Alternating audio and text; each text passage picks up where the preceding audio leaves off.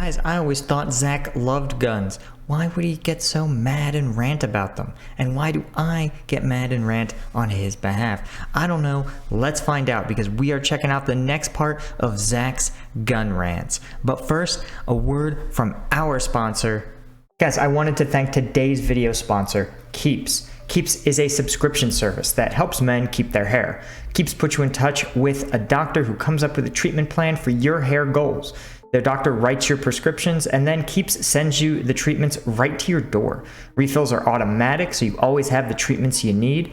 There's no doctor's offices and no pharmacy visits. If you have questions, Keeps offers 24/7 support, so you can contact your prescribing doctor at any time. 2/3 of us guys are going to experience some form of hair loss by the time we're 35, but Keeps offers clinically proven treatment plans tailored specifically to you. Most Keeps customers report results within 6 months of starting treatment, and Keeps delivers those treatments right to your door, often at far lower cost than brick and mortar pharmacies.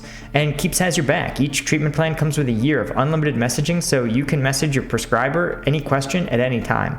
And Keeps has an award-winning, all-natural thickening shampoo and conditioner system. Hair loss stops with Keeps. To get 50% off your first order, go to keeps.com/combatvet or click the link in the description. That's keeps.com/combatvet. And thanks again to Keeps for sponsoring today's video. All right, guys, let's get into it. It says it's 12 gauge, which, unrelated note, I have 666 extra 12 gauge rounds. Dun dun, satanic. Right. Would Satan carry a 12 gauge? I don't know. TBD. TBD, guys. 666, the number of the beast. 666. Maybe it's not your standard 12 gauge round. Maybe it's 12 by 19 parabellum round. Oh my god, that's okay. Wow, that's just a truly outstanding level of ignorance here. How could you make? There's no way you could confuse these two. Any 12 gauge round is like an inch and 3/4 long, and 12 by 19 parabellum isn't even a real thing. Oh god, shut up. Whatever. Mike, you need to know that if you get 3 gun nerds together, the only thing that they will agree on is that one of them is wrong. This is factually true. So now that you Gun nerds will argue and fight about anything. have 2 of us here, we're just gonna be bickering back and forth as to which weapon system is better. What do you mean, too? Are you not including me in that grouping? You're not a gun nerd. How dare you? I have learned so much Wait, who is this other mysterious gun nerd figure? in our travels. Uh-huh. Alright. Ask me any question about guns. I will answer it. I mean, anyone can answer a question about guns. It may not be a coherent answer. What's your favorite gun? I like the M16A4, which is very similar to the M16A2 I am familiar with, but a bit better, shorter, more practical. It's not any shorter. The M16A4 is the exact same Wah, wah, wah, wah. length as the A2. Sorry, yes, the M4 is the one that's Okay. See, I know what I'm talking about. Alright, fine. He has no clue what he's talking about. As long as you don't ask me anything about anything besides those 3 guns. What's your favorite handgun? The Beretta 92F. Guys, for you that don't know, the Beretta 92F is just the M9. That's good. The military's standard issue sidearm. That's the only one you know! No, I also know about the Colt 45. What's your third favorite handgun? Guys, also the Colt 45, it's not super clear. Colt is a manufacturer of a wide variety of guns, and 45 is a caliber. I believe if you were to tell me a Colt 45, I would think the Colt Single Action Army in 45 Long Colt, but it could also be like another Colt manufactured. I want to say they made a 1911 clone in 45, but I'm not certain. Gun nerds in the comments, I trust you guys to show up. I do actually read them. The Mosin Nagant. That's not a handgun. Listen, anything can be a handgun if you chop off enough parts. The compact version. Oh my god. That's not a handgun. If you saw off the stock. No, then it becomes an Obrez and they're a nightmare. You're shooting. An Obrez is a Mosin Nagant that the barrel's been cut down to like 4 inches long. I didn't say barrel, I said stock. The barrel has been cut down to 4 inches long and they completely removed the stock. So you're now shooting 7.62 by 54R, which is like 5 inches long. You're shooting that out of something that has like a 4-inch barrel. So it's just a fireball the size of you coming out of the end of the gun. Yeah. Guys, that is actually, that's true to shooting a Mosin carbine. I can't even imagine the fireball coming out of an Obres. It's got to be dangerous to the user. Who needs shoulders?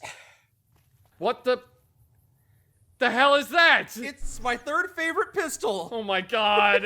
You found an Obres? Yeah. What is wrong with you?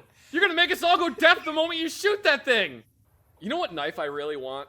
A Bowie. Yeah, this is one of those things that's actually interesting. The Army is actually getting sued because they really tried their best to solve one of the problems in combat. And that is that the report of a weapon is pretty loud. It's so loud that it's actually can be deafening, especially if it's indoors or you shoot a lot, both of which are things that happen commonly in combat.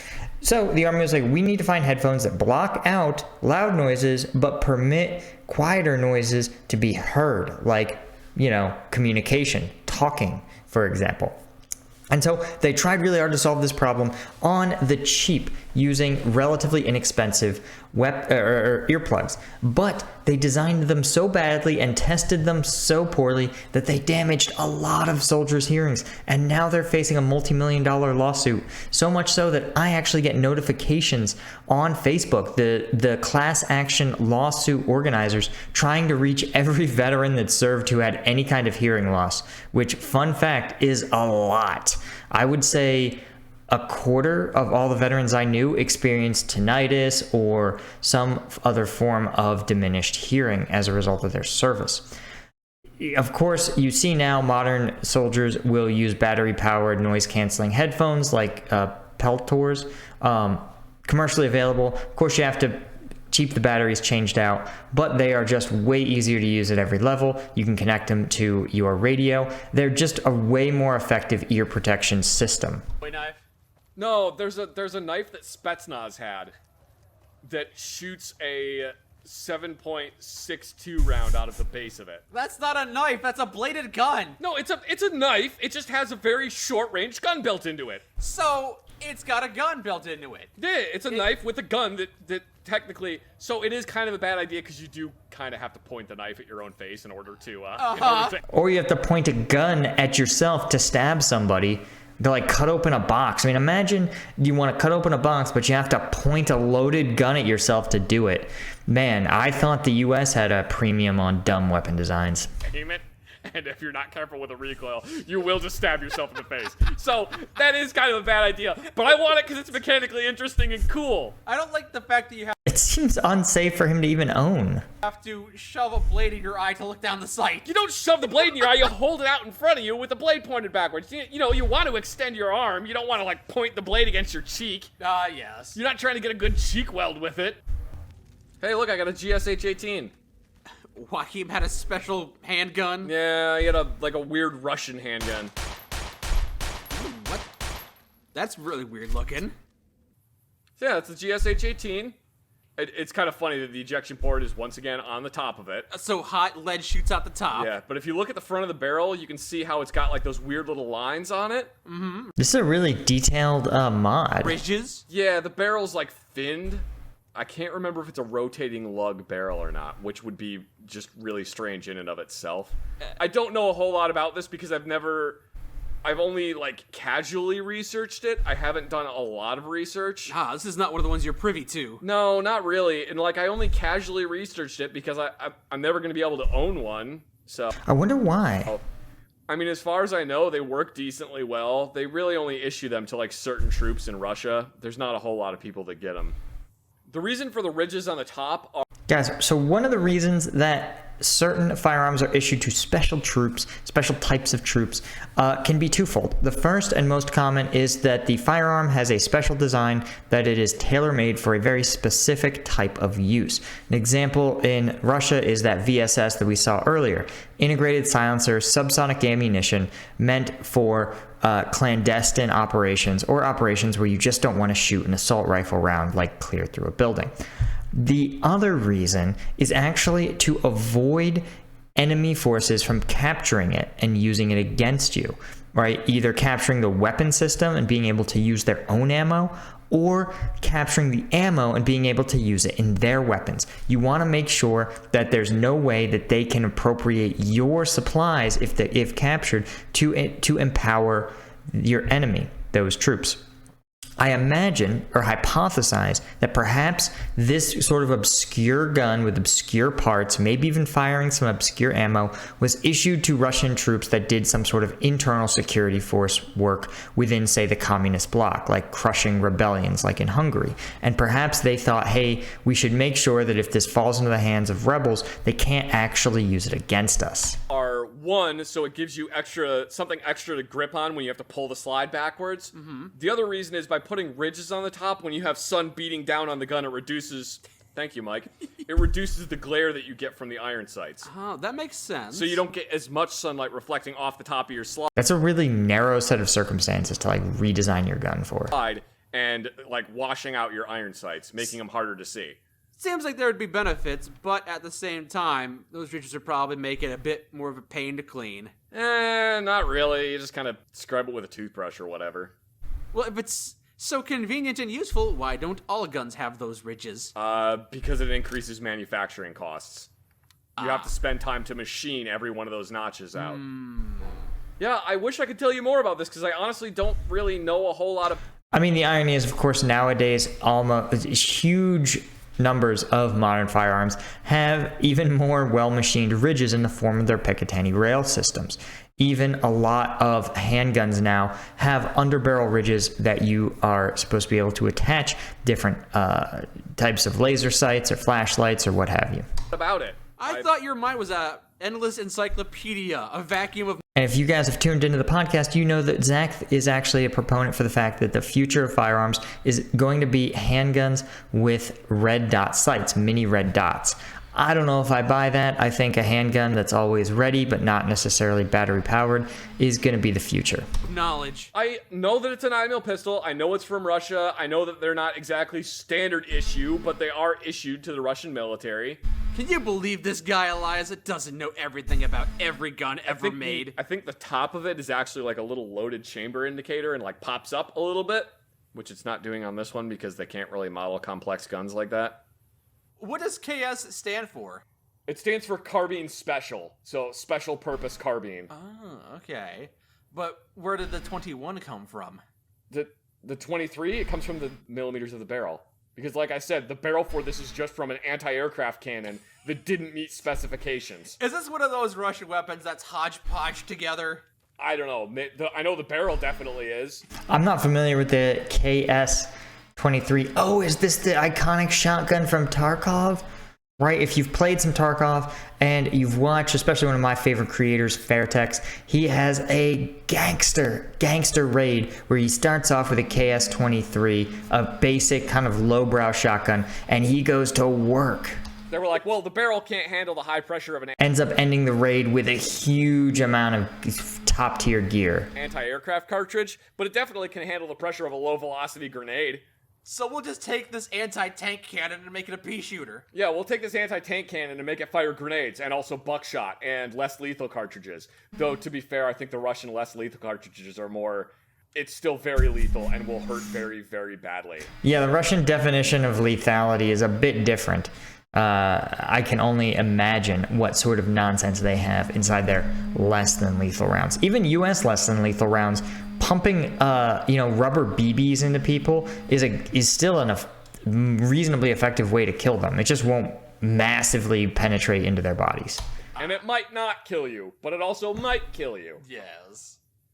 And guys, I just want to point this out. In less than lethal rounds, it's one of the things that sort of bothers me about how they're used nowadays, is that originally less than lethal rounds were meant to be used in the same circumstances in which you were allowed to use lethal force. They were meant to be an option instead of shooting someone, but a shooting would otherwise be justified. Think about using a taser for someone that comes at you with, say, a knife, right?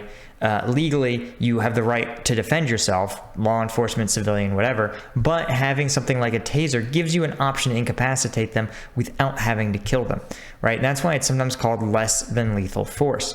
Now, the problem is that a lot of law enforcement and military believe that by having these options that they actually have an escalation of force. So you would tase someone, for example, for not getting out of your car when you ask them to, right? This is a classic mistake. I don't know.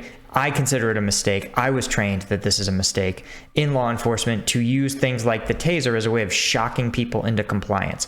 Unfortunately, in the United States, you cannot shock someone for your amusement or just because they don't want to listen to you, right? You have to actually be using these things to defend yourself from some sort of actual threat, not just from someone's bad attitude.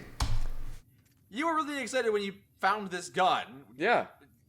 You like the novelty of it, or is it a good gun? I like the novelty of it. I just think it's really cool having a shotgun that's a 23 millimeter barrel. Right. I wouldn't imagine it to be a good gun if it's, with the history that it has. Well, I mean, it's not bad. It's like a good... So you know the grenade launcher I normally use? Yeah. Basically the same thing, only... It looks like a shotgun. Only heavier rifling and slightly smaller. It looks like a sawn-off shotgun. Yeah, it does. They also make a wire stock for it, which I've heard is not fun to shoot. Dude, I don't think I've ever seen a Russian firearm that is comfortable, that has a comfortable stock to shoot. My Mosin Nagant, at one point I was like scaring my friends because I would have these giant bruises down my shoulder. When I was shooting it, I just probably put in like 20, 25 rounds, but man, it was like painful to fire by the end. Well, if this thing has... It's because its shock-absorbing buttstock is a giant metal plate. That much kickback, and you're just jamming wires into your shoulder when you fire it. Yeah, I'm not really a big fan of wire side-folding stocks anyway, because it is like trying to shoot with a chunk of rebar stuck to your face. So it's not exactly pleasurable. Right, you're probably wondering why they did it. Well, obviously it was cheap, but the real reason is to have a folding stock is for paratroopers. Paratroopers, right, they're crammed into a plane like sardines and then expected to jump out of it. And the more things you have sticking off of you, the more you're likely to have it get caught, snag on something, or just be too bulky to load into an aircraft. So by being able to fold a firearm up in a nice compact form like this and have it strapped to your chest, it's way less likely to get caught as you exit the plane, and it's not going to be bumping into people when you load up your plane. Yeah. But yeah, I am super interested in this, and this might be real fun to use. All right, I look forward to it. Kind of wish I had some shotgun shells for it, though, because I would like to just unload a 23 millimeter shotgun shell onto something. It's not going to be good for long range, but man, 23 millimeters of shotgun shell hitting somebody from 4 feet away. Is that a Glock? Yep, that is a Glock. Yeah. That is 100% a Glock. I can tell by the takedown levers that are right there, but in front of the trigger. They're gonna try to steal this dude's Glock. Dude, nice. He's got a Glock as well. See, that is a Glock 18. I can tell by the selector lever right there. Of course you can. That is a Glock 18 because Glock 17s do not have that selector lever. Oh, it's not full auto though. It's a semi-auto Glock.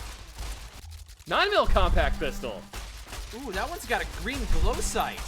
Yeah, which Glock sights don't actually glow like this, but, whatever, it's cool. In the future, maybe they get irradiated. Tell it's a Glock 18C because you can see the cutouts on the top of the slide right behind the front sight, and it looks like there's small cutouts on the barrel. I bet you that we can take these weapons without murdering these guys. Oh, probably, but I mean, I don't really need it. You got a Glock 17. Let's see what he has to say about the Glock. 17 and a Glock 18 then. They're both modeled after a Glock 18. This one would be the Glock 18C, which is the compensated fully automatic Glock, or select fire. This one would be a Glock...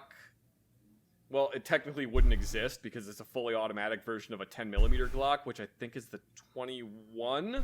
Is this one fully automatic? Well, it's got the full automatic lever on it. Ah. There are Glock numbers from 17 until 48. What, did they skip 1 through 16? Glocks are named after what patent number they were. So 17 was the Glock company's 17th patent. The Glock 18 is the fully automatic one because it was their 18th patent. The Glock 19 is a compact 9mm, and it was their 19th patent. I've heard of the Glock before. Mm-hmm. Why are they so popular?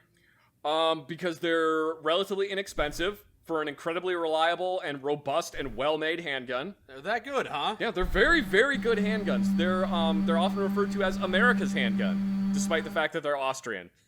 A lot of police departments use Glocks. Usually police departments were, for the longest time, using them in 40 Smith & Wesson, or as I like to call it, 40 short and weak, or 10 millimeter short. How do you really feel about that caliber? I don't like 40 Smith & Wesson. It's completely pointless. Okay, let's talk a little bit about Glocks. Now, a lot of people have strong feelings, gun people, shocker, have strong feelings about Glocks. Here's the thing. There are gun hipsters. In fact, there are a lot of gun hipsters. And while they don't necessarily have mustaches or poor tattoo choices or a fixation on dressing like they are halfway getting ready to go out in the winter, they are still dyed-in-the-wool true hipsters, and they will hate the idea of it. But hipsters, as you know, are defined by the fact that they refuse to love popular things. Popular things are uncool because they're popular. Indie, weird, quirky things are cool because no one else thinks they're cool, right? And gun idiots are no different. In the case of Glocks, right? The Glocks, at the end of the day, he points it out, they're extremely well made. They are wildly reliable. So reliable, you almost don't have to clean them after regular use. The service life is incredibly long. These sights are clear. The ergonomics are simple. There is almost nothing wrong with Glocks. They were a revolution when they came out. But that's its own problem. People love the Glock. And if you're a gun hipster, if you're a gun collector, if you're someone who obsesses over the tiny details of this firearm or that firearm, then you may sit there and pout and not want to use a Glock just because it's so popular and cheap. Now, you may, of course, you're thinking, wow, why would I not want a gun that's basically at the top of engineering in every capacity? And I don't know. It's because you're a collector. The Glock is the most popular firearm in the country, which means that if you were in a situation where parts suddenly got very hard to get, that you would want to be carrying one of the most common, most used firearms in the country, because there will be spare parts everywhere you look. Plus, you are highly likely to find compatible ammo, compatible magazines, right? Glock magazines are going to be way cheaper than magazines for your obscure, random, imported Czech pistol. And I say that as someone who owned a Bulgarian Makarov, right? I could have purchased a new Glock with the amount of money I spent importing magazines, 8-round magazines for 9x18 or whatever janky ass Soviet round that thing shot. I didn't like 40 Smith & Wesson even when it was popular. But the truth is, if I was someone who had to carry a duty weapon, and I had a choice, right? In the military, you don't have a choice. Your duty weapon is your M9. But if I had a choice in my duty weapon, dude, it'd be a Glock. It's cheap, it's easy, it's reliable, it's going to put rounds down range. And the truth is, if you're not a hardcore, ultra-competitive shooter or gun collector, a Glock is a perfectly good workhorse of a firearm. I thought it was dumb. But you always like to hate on popular things. That's Hipster. nothing new. 40 Smith & Wesson was originally designed because in the 1980s, the FBI wanted to move away from 9mm. The FBI at the time was using 9mm handguns, but they were just using full metal jacket rounds. Only special units were allowed to use hollow point bullets. Okay. So the FBI wanted a round with more, quote, stopping power, which is not a real thing. They wanted a round with... What do you mean it's not a real thing? Stopping power is not a real thing. That's not a quantifiable measurement. It'll stop it in the sense that it'll be dead. Stopping power is not a quantifiable thing. Okay. The FBI... Okay, I'm going to split some hairs here. He's right. Stopping power is BS. And it's not unquantifiable. It's just a terrible metric for the effectiveness of a round, because as we know from physics, every action has an equal and opposite reaction. So if you have an explosion and the explosion is going to be two things coming apart, in this case it is a gun and the bullet leaves the gun and the gun pushes backwards. Now you may think to yourself, wow, the bullet is very small and light and it goes a long way and it goes very fast. Meanwhile, the firearm is very large, very heavy, and it moves just a little bit backwards. But the force that each one moves with is exactly the same. So when you are firing a 9mm pistol, right, you can feel the amount of force, the amount of total energy that leaves that bullet because it's the amount of energy of the gun pushing back into your hand. Now, I know what you're thinking. You're thinking, wow, I've probably shot a 45 caliber handgun. And while it popped a little bit more than a 9mm, it certainly wasn't radically different.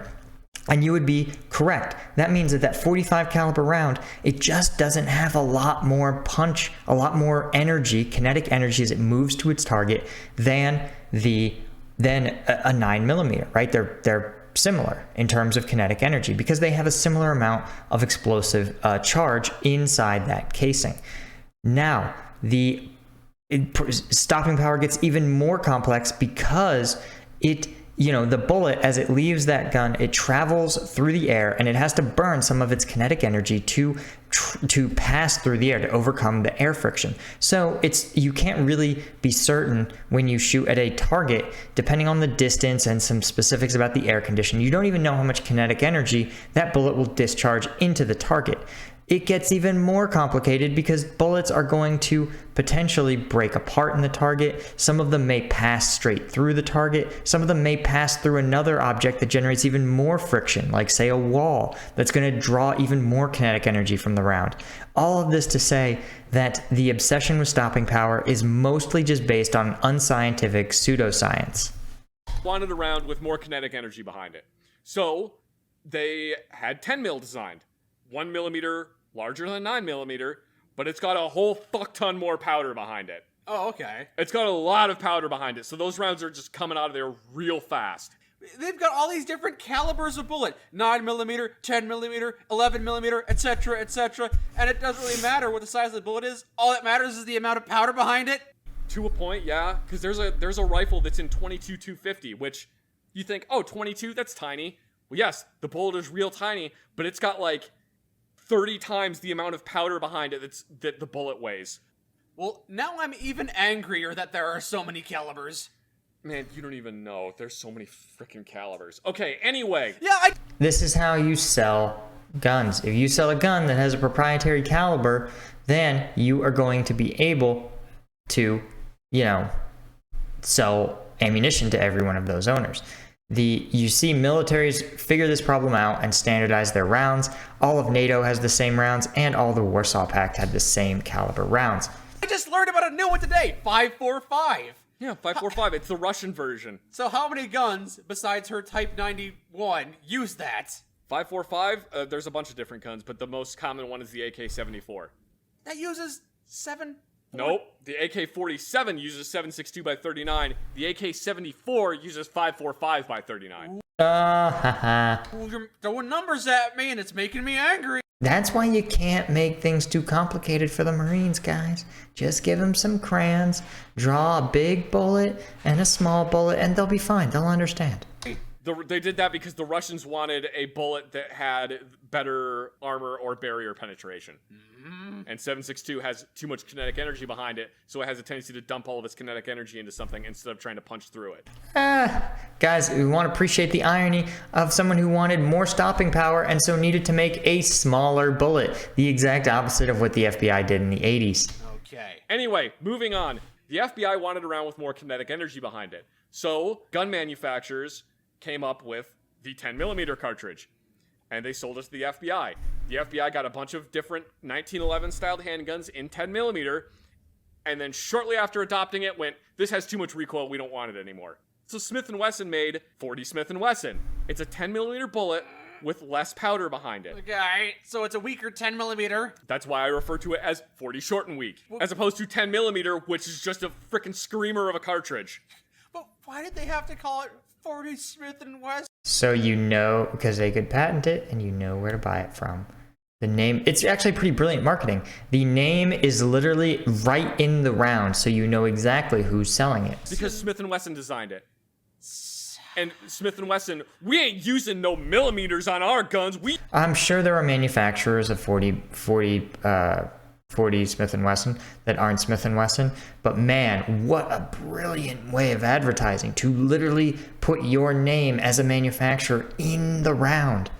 It's been, 40 years since the 80s, and we still are out here advertising for Smith & Wesson by talking about it. We use caliber like real Americans. We like to put our name in the name of our bullet caliber because we're a bunch of assholes. No one else did that, but we're doing it. Because the FBI had adopted the 40 Smith & Wesson cartridge, a bunch of police departments started adopting the 40 Smith & Wesson cartridge because we want the same caliber that the FBI is using, because look how cool the FBI is. And at the time, a lot of police departments were still carrying like 38 special revolvers.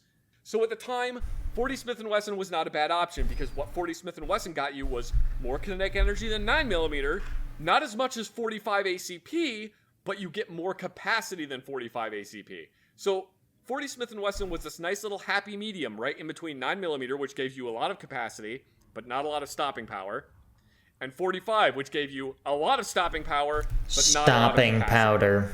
Okay. So 40 Smith & Wesson sat right in the middle there. I'm juggling a lot of information here. That ended up becoming a problem because it turned out that 40 Smith & Wesson, it didn't offer that much more of a benefit to 9mm. Dun, dun, dun, dun.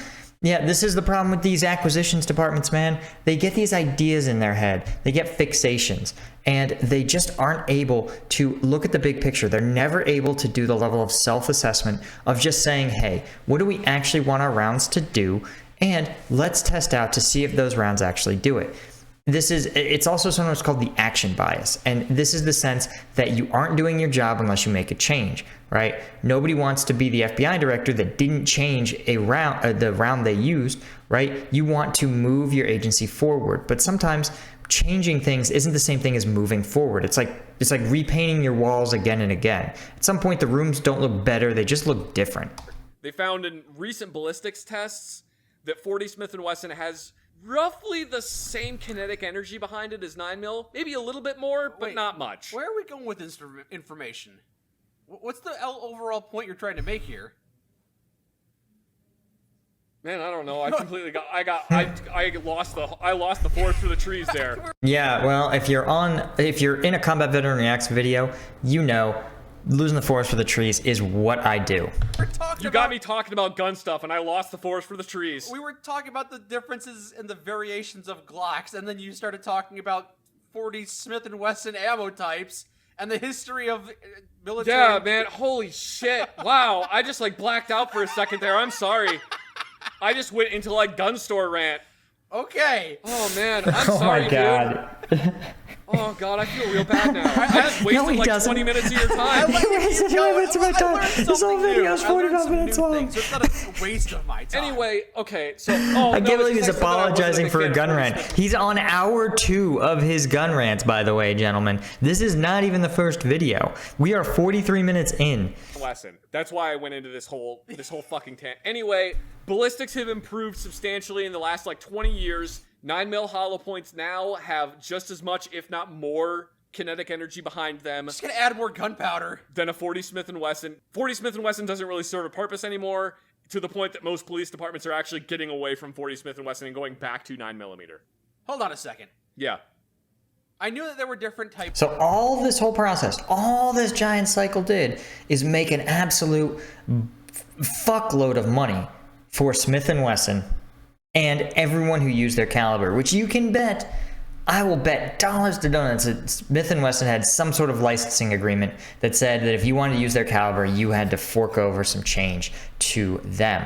All right, you got to stamp 40 Smith & Wesson right there on the barrel of all these firearms. So all that happened, all this sort of thing, this is an example of the sort of nonsense that government contractors will enact on law enforcement and the military. They'll sell them products that are gee whiz with some sort of marketing copy that deep down, you know Smith & Wesson has had, even in the 80s, top tier ballistic labs and actual ballistics engineers and scientists. And you know they knew that ultimately the Smith & Wesson was no different than a rebranded 9mm, and yet they still sold it to the FBI, to the whole Department of Justice, and therefore thousands, hundreds of police departments worldwide, thousands of officers, and of course you know every gun collector who saw cops carrying this, the FBI using it, also went and bought it, and it was no different.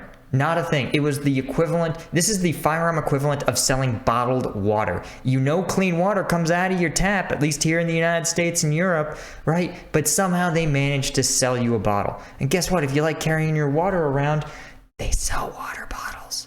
They're great. Types of 9mm ammo. There was 9x 17, 9x18, 9x19 Makarov. 9x21. I believed that the differences in these types of bullets was the size of the cartridge that it came in. The case length, yeah. Yeah, the case length. For the most part, you're right, yeah. Does the difference in powder affect it? Yes, you can use different types of powder. I am terrible with remembering powder types, but you can get different types of powder that burn faster or burn hotter, and that will cause the bullet to exit the gun faster because you're causing a bigger explosion on the inside of the gun. Are there bullet calibers that are the same bullet size, the same cartridge length, but different powders? And can these similar bullets of varying powders be fired out of the same gun? This is a good question. I want to know the answer, actually. Yes. Okay. Yes. So it's not like putting a 9x19 parabellum round in your Makarov. That would not be good for the gun. But the differences in the powder don't matter as much. No, that's what plus P ammo is. Oh. Plus P ammo is just a 9mm bullet with more or hotter burning powder behind it. You know what? When This is one of the reasons why expert long-range shooters use hand loads. They want to make sure they carefully regulate the amount and type of powder in their rounds so that they can understand on a very detailed level how their rounds will perform when they exit the gun. They want those rounds to perform consistently every time because tiny, minute differences over 1,000 plus meters really can change the way the firearm shoots. you tell me about overpressure ammo, for some reason, for the longest time, my mind always imagined some kind of pneumatic pressurized system in the bullet. I didn't really put two and two together. It's just for powder. It's just more powder, yeah. I mean, look, he was in the Marines. He definitely took apart a weapon. Where did he think the pneumatics were? It's not a pressurized I cartridge. mean, when you take apart a weapon, you can see basically how it's operating. You can see the bullet up through the magazine, into the chamber, firing pin hits it, bullet goes back, slide happens, cartridge ejects, right? Like it's you can visibly see it. Cartridge. No. I'm glad that you understand that now. Wow. We were supposed to be doing missions for this guy, and instead we shut up a casino and talked about guns for half an hour. Oh my god, yeah. What the hell? I am seriously sorry that I just went on that huge gun rant. No, he didn't. No, he isn't. He should not be sorry. Just like I never apologize for going on my tangents, and they have even less to do with the thing I'm watching. No, because like that was not my intention. Look, there's a Glock right over there. Your eyes glossed over. You couldn't stop. No, my eyes glazed over. It was just I was in a fugue state. I have no memory of that. I can't be held accountable for it in court. Your eyelids closed. Text started scrolling, and you were reading the Wikipedia articles. In my brain, because I'm just His brain basically is the gun Wikipedia at this point, let's be honest. downloaded things to my brain now. Yes, the memory bank. It's just Johnny Mnemonic up in here. Did you ever see that movie again? No, I haven't. Keanu Reeves, classic, guys. Johnny Mnemonic. Classic, early cyberpunk. Absolutely worth checking out. You know what else you should check out? Twitch. I am on Twitch every day streaming, or at least I will in the next 2 weeks. And thanks to today's video sponsor, Keeps. All right, guys, thanks so much for watching, and I'll see you in the next one.